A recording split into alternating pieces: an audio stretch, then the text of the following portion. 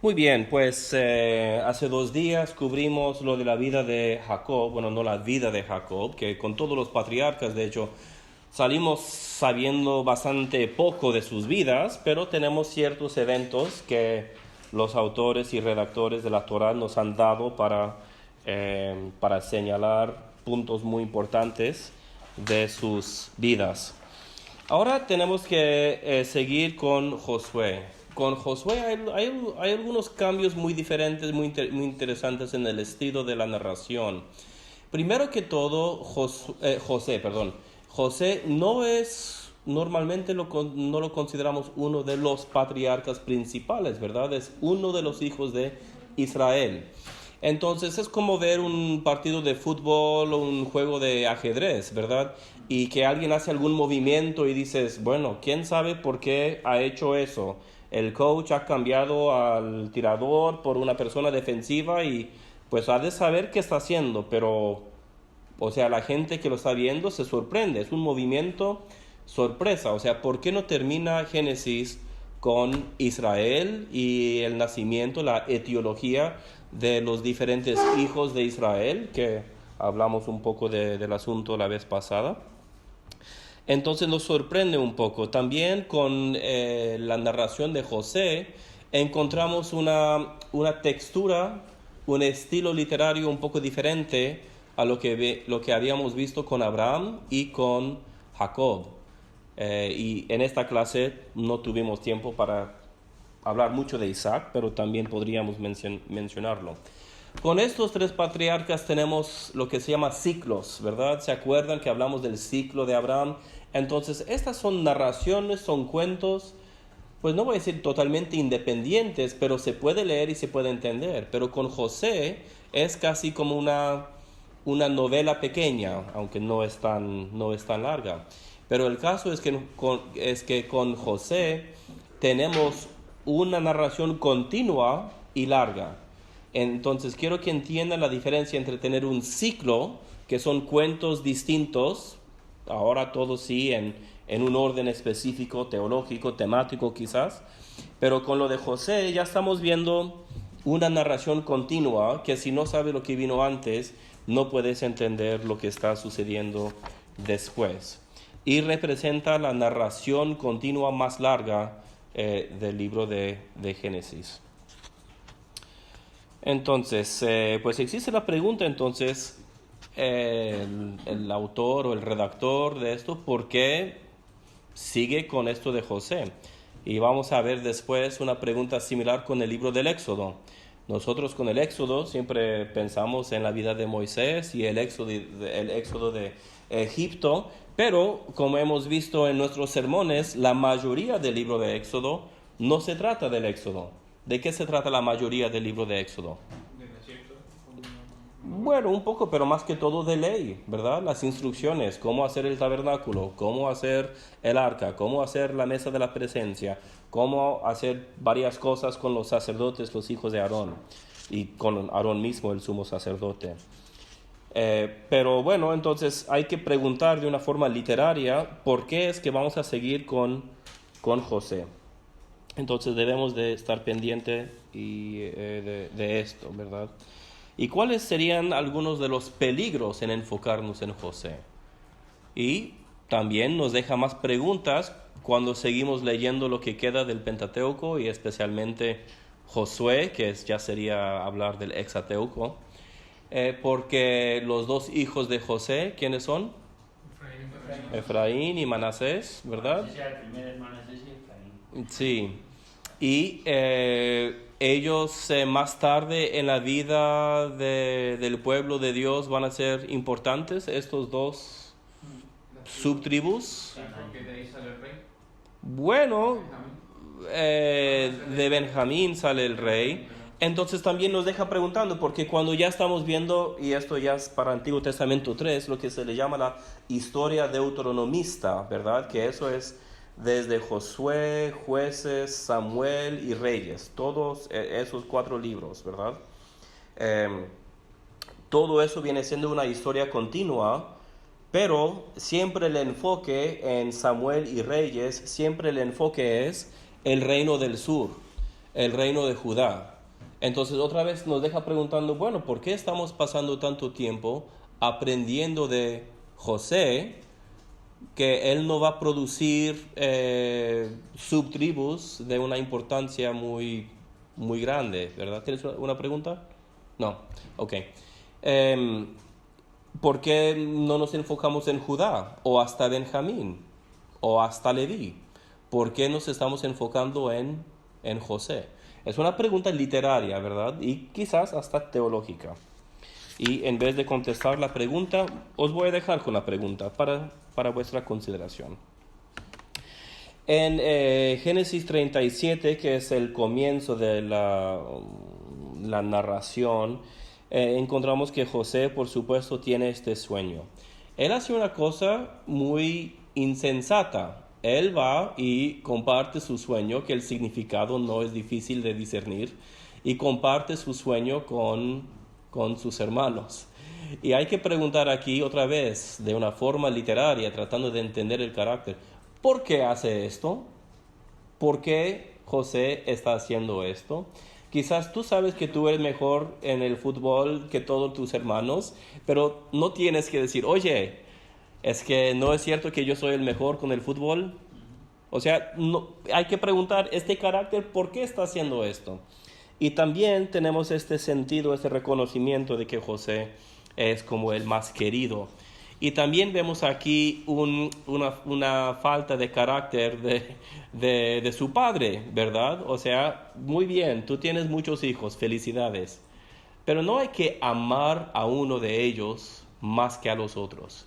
Entonces aquí, y esa es una dinámica que vemos a través realmente de todo el Antiguo Testamento, especialmente hasta el exilio, que es la dificultad de las familias, la dificultad de las familias. Y que aquí hasta se pone en peligro la promesa. Acordémonos que toda la materia de los patriarcas, la preocupación central es cómo se va a cumplir la promesa, cómo se va a cumplir la promesa. Y a través de las acciones insensatas de José, de compartir su sueño, pues quizá de una forma arrogante podríamos decir, o quizás de una forma muy inocente pero insensato, y también por lo que hace su papá de tratarlo de una forma especial, a través de esta dinámica, estas cosas que quizás nos parecen, pues sí, errores, pero no errores muy grandes, pues se pone en peligro otra vez la promesa.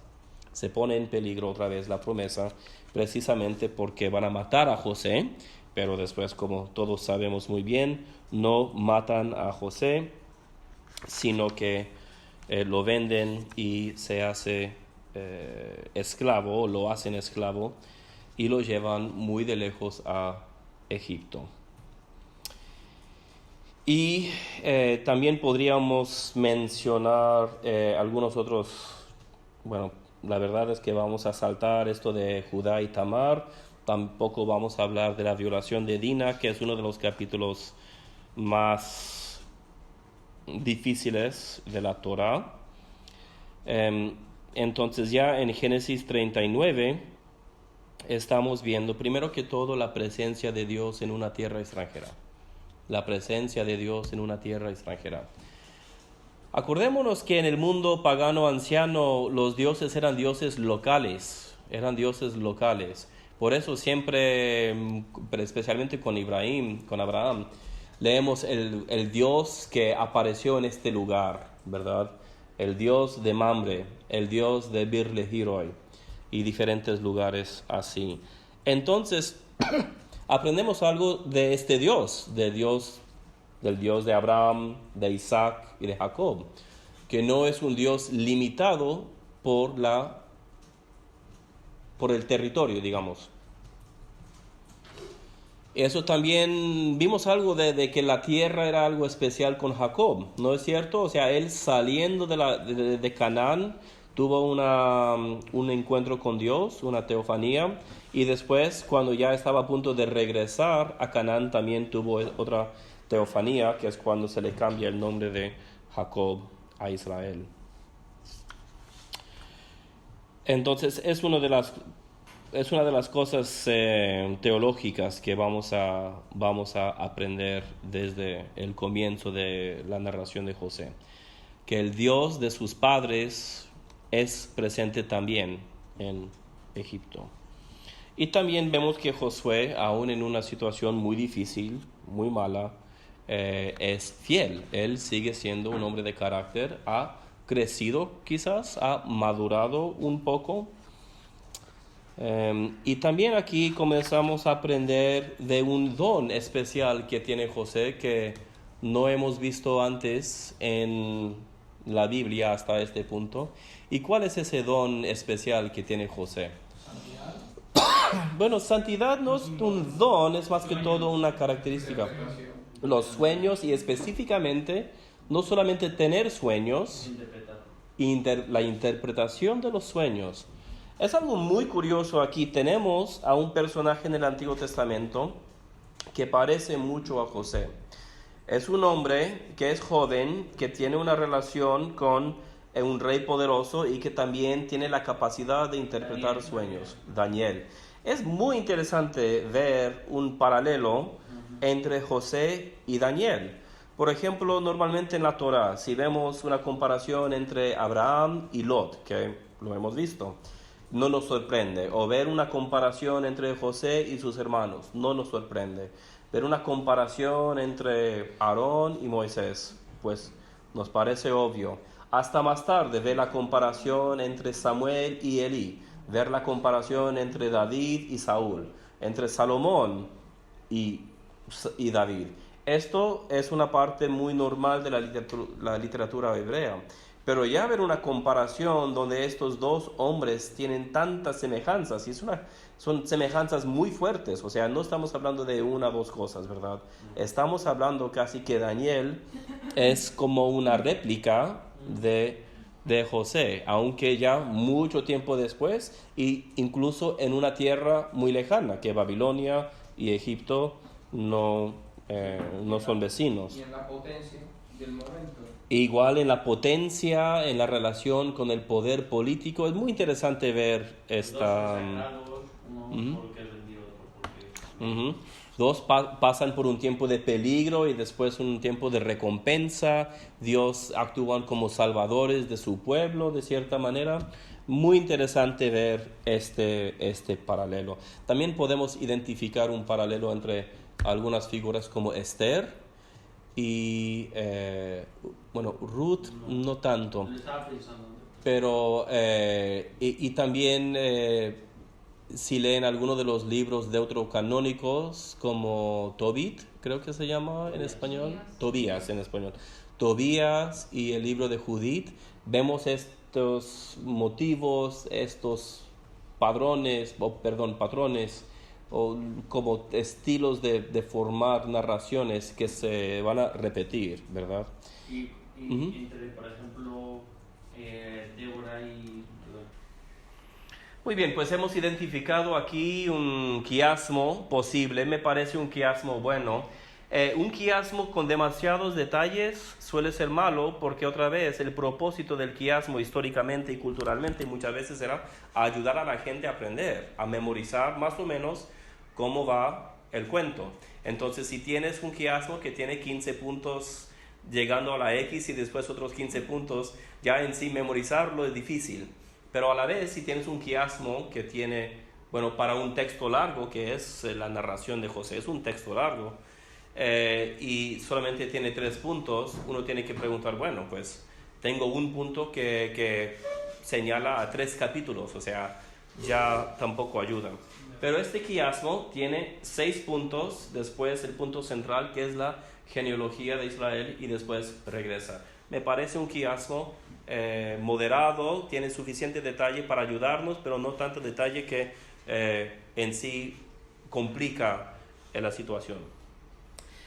¿Qué podemos encontrar o aprender de José teológicamente? Primero que todo, con Éxodo,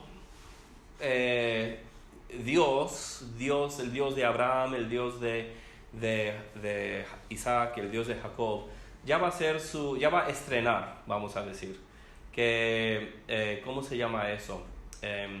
Es como una persona que antes era un poco desconocido, o sea, ahí sus pueblos lo conocían, ¿verdad? Pero entre las naciones del mundo no se conocía. Pero ya, como vamos a ver la semana siguiente, cuando comenzamos con Éxodo, ahora sí, Dios va a hacer en inglés se llama debut, o sea, cuando sale y para que todos lo puedan ver, ¿verdad? Entonces ya al final de Génesis y con la persona de José, ya tenemos la necesidad de pensar en una forma más nacional y una forma de gobierno, ¿verdad?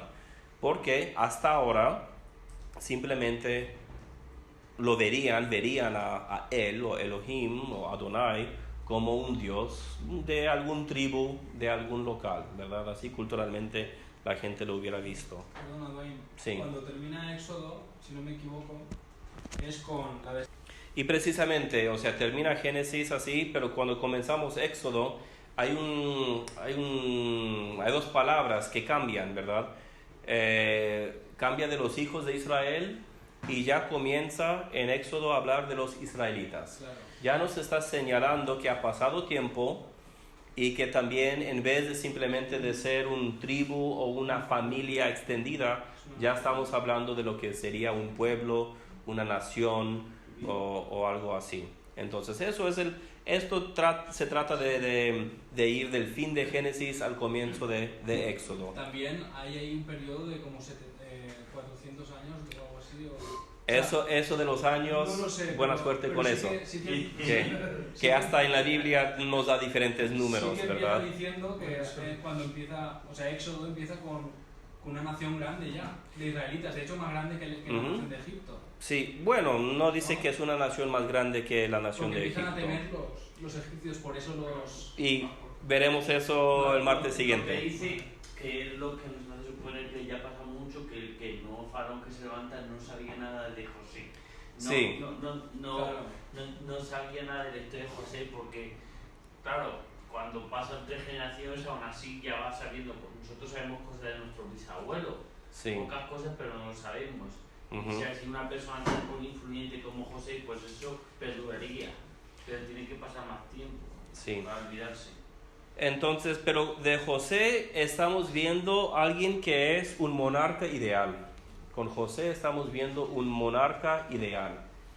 Bueno, aunque no es el faraón, pero es el visir o el segundo que viene después de faraón y tiene toda la autoridad de faraón. Eso lo dice claramente el texto de Génesis. Entonces ya con Génesis el pensamiento de la Biblia o la narración de toda la Biblia, del canon de la Biblia, ya está pensando en gobierno. Es la primera vez que pensamos en gobierno, ¿verdad? ¿Cómo sería tener un príncipe o un rey sabio y bueno? Y el primer ejemplo de alguien que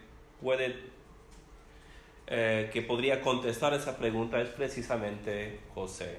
Y vemos que José es sagaz, es un hombre virtuoso, es un hombre, como hemos visto con este quiasmo, es un hombre que demuestra sabiduría en diferentes formas.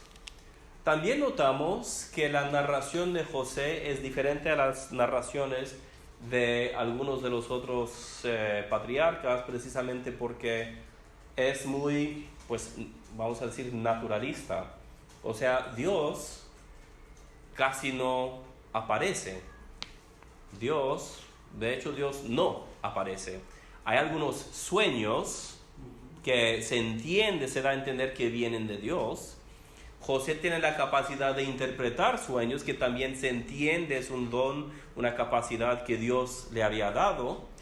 Pero si estamos buscando a una pelea, una lucha entre Jacob y el ángel del Señor, o una apariencia o algo así, en la narración de José no lo encontramos. Entonces el tipo de narración ya va cambiando un poco. Y tampoco no nos debe de sorprender eso, ¿verdad? Porque tenemos otros libros en la Biblia que ni siquiera mencionan la palabra Dios. Hay 2 en el Antiguo Testamento que son Esther y Que te los cantares. precisamente. Entonces eso nos da algo de saber de cómo es Dios y quién es Dios. Y también culturalmente el libro y haremos las preguntas después, por favor. El libro de la narración de José también sale siendo la narración más extensiva del Corán, para que simplemente veamos cuál ha sido, qué tan duradero ha sido esta narración de José. Vemos que a través de José la promesa de Dios a Abraham se cumple. Primero que todo, hay bendiciones para Faraón. O sea, acordémonos de qué dijo: a través de ti y de tu semilla bendeciré a todas las naciones del mundo. Ahora José ya no está en su pueblo, o sea, él está en Egipto, una de las naciones más grandes, más conocidas y más poderosas del mundo de ese tiempo. Entonces, a través de José, Dios está cumpliendo su promesa. Primero que todo, bendice a Faraón, interpretando su sueño. Bendice a las otras naciones, porque como hemos visto, otras naciones vienen a Egipto porque ellos tampoco tienen comida y ellos pueden comprar comida ahí. Él bendice a la familia de Jacob, y de dos formas. Primero, de una forma física, bendice a la familia de Jacob a través de darles comida, ¿verdad? Y un lugar donde vivir. Pero también a través de la reconciliación.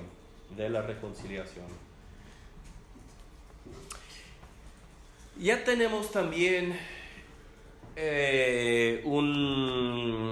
una palabra, un concepto que va a ser, especialmente en el Nuevo Testamento, pero también en el Antiguo Testamento, una de las palabras más claves y más importantes, una de las ideas más claves y más importantes de toda la Biblia. Y estoy hablando de, vamos a ver si ustedes me pueden decir cuál sería esta palabra. Entonces, con este encuentro de José con sus hermanos, y sus hermanos se arrepientan, ¿verdad? Y José tiene toda esta prueba para ver si realmente han cambiado. Ustedes saben el cuento que pone la cosa dentro de la, ¿cómo se llama esta? La bolsa que cae el burro, que carga el burro. Sí, y porque él quiere ver si realmente sus hermanos han cambiado, ¿verdad? Y resulta que sí han cambiado, ya tienen una madurez que antes no tenían. Y él dice: lo que ustedes intentaron para el mal, o sea, tuvieron intenciones malas, o sea, tenían un plan que era maligno. Pero él no dice después de eso, no dice, pero no se preocupe porque todo salió bien. No. Él dijo, y tampoco dice, pero bueno, eso es el pasado y no importa. Tampoco dice eso. Dice que aún de eso, o sea, de años encarcelado, injustamente, ¿verdad? Aún de eso que era malo, Dios ha podido sacar algo bueno. Y eso es precisamente la redención.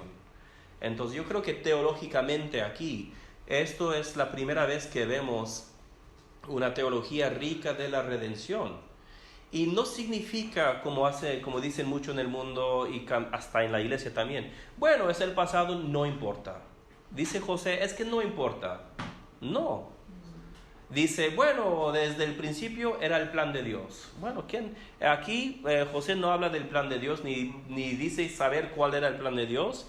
Y si Dios quisiera, o sea, si sus hermanos no lo hubieran vendido como esclavo, y si Dios hubiera querido que José pudiera haber ayudado a los egipcios de otra forma, pues pensamos que lo podría haber hecho, ¿verdad?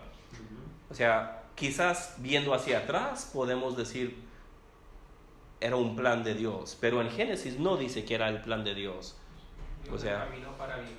Sí, y eso es muy importante, que el cristianismo nunca dice que lo malo no importa. Nunca dice, ay, bueno, eso es el pasado, olvídalo.